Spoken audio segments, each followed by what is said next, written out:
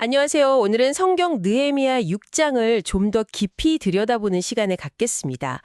예루살렘 성벽 재건이 이제 거의 막바지인데, 성문 문짝은 아직 못 단 그런 아주 중요한 시점이에요. 여기서부터 긴장감이 확 올라가죠. 네, 맞습니다. 다 된 것 같은데 아직 마무리가 안 된 딱 그런 때죠. 1절, 2절 보면요. 그 산발랏이랑 도비야, 이 익숙한 이름들이 또 등장합니다. 성벽이 거의 완성됐다는 소식을 듣고는 느헤미야를 오노 평지의 한 마을로 불러내서 뭐랄까 해치려는 음모를 꾸미죠. 그렇죠. 겉으로는 그냥 좀 만나자 뭐 이런 얘기처럼 보이지만 속셈은 완전히 다른 거죠. 이게 어떻게 보면 전형적인 방해 공작이에요. 중요한 목표 달성을 딱 앞두고 있을 때 리더의 집중력을 어떻게든 흐트러뜨리려는 거. 여기서 느헤미야가 처음 어떻게 대응하는지가 우리에게 중요한 점을 시사합니다. 바로 그 일에 대한 집중력. 맞아요. 3절에서 느헤미야가 딱 잘라 말하잖아요. 내가 지금 큰 공사를 하고 있으니 내려갈 수 없다. 네, 근데 4절 보면 이걸 무려 4번이나 똑같이 요청해요. 와, 정말 집요하죠. 그래도 느헤미야는 꿈쩍도 안 하고요. 진짜 대단한 거죠. 만약 당신이 중요한 일을 하는데 이렇게 계속 방해가 들어온다면 어떻게 반응할지 생각해 보게 돼요. 느헤미야는 정말 목표에서 눈을 떼지 않은 거죠. 근데 이 사람들이 포기를 안 해요. 5번째 시도는 이건 훨씬 더 교묘하고 좀 악의적이기까지 합니다. 5절 보면 산말랏이 이번에는 봉하지 않은 편지를 보내요. 그렇죠. 네, 맞아요. 6절, 7절의 그 편지 내용을 보면 정말 심각합니다. 느헤미야가 유다 사람들이랑 같이 반역을 꾸민다. 뭐 이런 소문을 퍼뜨리는 거죠.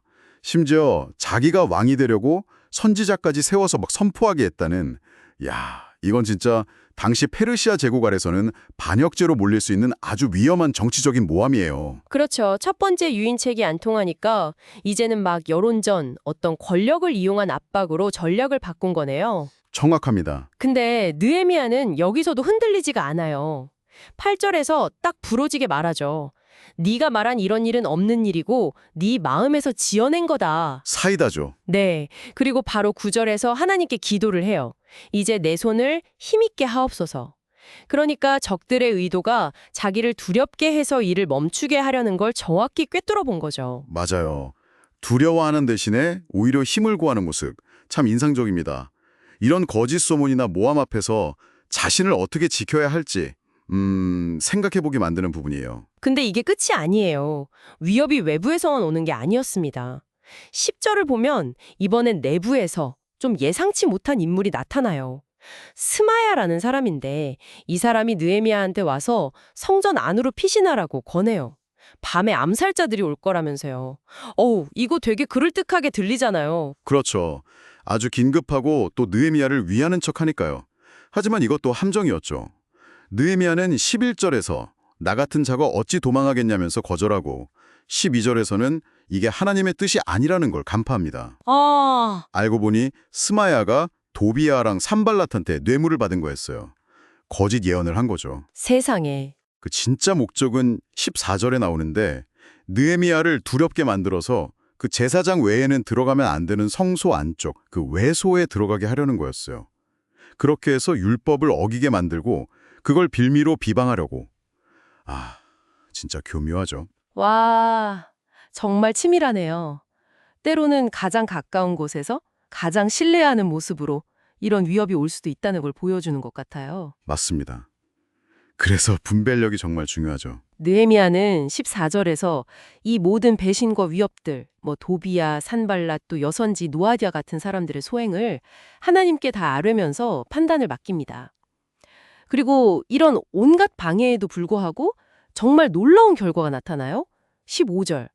성벽 공사가 시작한 지 단 52일 만에 끝납니다. 엘루럴 25일이에요. 52일. 와, 이건 정말 기적적인 속도죠. 당시 기술력이나 상황을 생각하면요. 그러니까요. 이 소식이 퍼지니까 16절 보면 모든 적들, 주변 민족들이 다 두려워하고 낙담했다고 나와요. 왜냐하면 그들 스스로도 이 일은 우리 하나님께서 이루신 거다. 이걸 알았기 때문이죠. 그 끈질긴 방해 공작에도 불구하고 이렇게 빨리 성공한 것 자체가 이건 하나님이 하신 일이다. 이런 강력한 증거가 된 거예요. 네, 정말 그렇네요.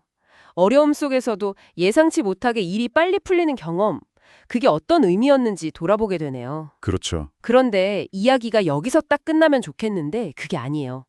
17절부터는 성벽은 완공됐지만 여전히 남아있는 내부의 문제를 보여줍니다. 유다 귀족들이랑 도비아 사이에 편지가 계속 오고 갔다는 기록이 있거든요. 네. 이게 참 씁쓸한 부분이죠.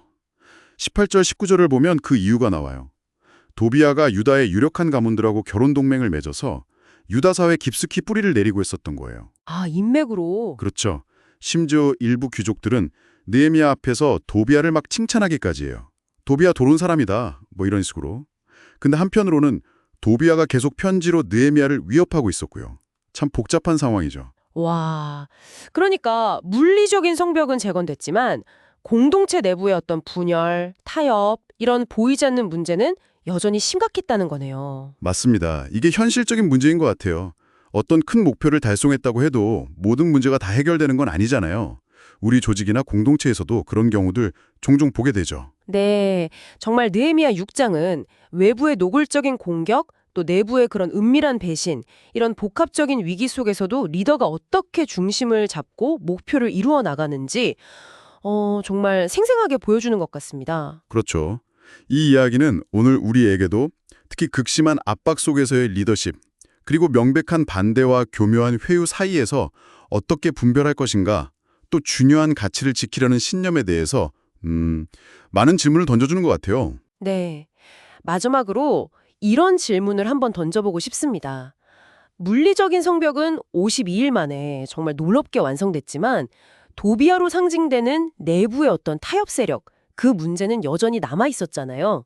그렇다면 이 보이는 성벽을 넘어서 보이지 않는 공동체의 진정한 회복을 위해서 느헤미야가 앞으로 마주해야 했을 가장 큰 도전은 무엇이었을까요? 여러분이라면 어떤 도전을 예상하시겠습니까?